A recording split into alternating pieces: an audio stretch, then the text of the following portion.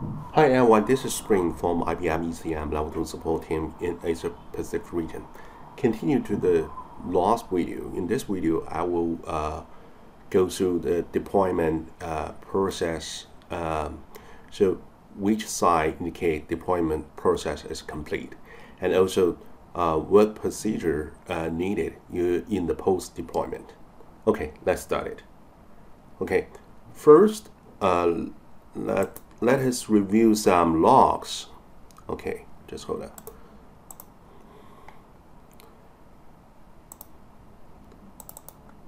So here you can see actually this is operator log. So before applying the CR YAML, here you can see this is the standard output. So you will see the starting workers and starting event source. Okay, and after you apply the CR YAML, it's just like this. You apply the CR YAML, and then you will see the operator log is changing, so it's updated. So you will see those message is moving on, and some Ansible task is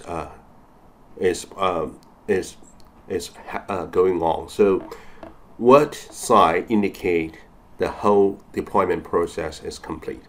So let's go to the OCP Openshift console.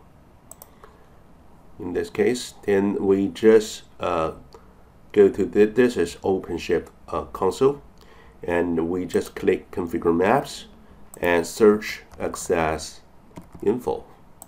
Okay, here is the ICP4A deploy -CP4BA access-info, and you will when you scrolling down, you will see the CP access info, like GraphQL access info and the navigator access info.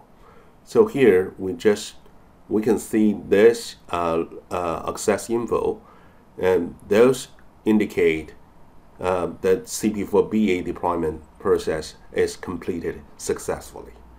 So next you can access ACCE.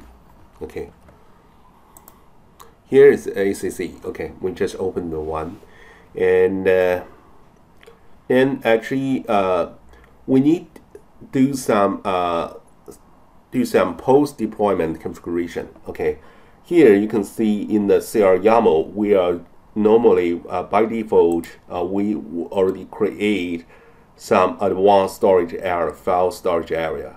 Here you can see that. Okay, but actually there's no storage policy mapping to it, so we need to create the actual storage policy for that. So this is the storage policy we create. We create this and also mapping that to this advanced storage area, and also go to the data design classes document. We need to specify the default storage area to this advanced storage area, and also for the default storage policy, we need to specify this storage policy we just created.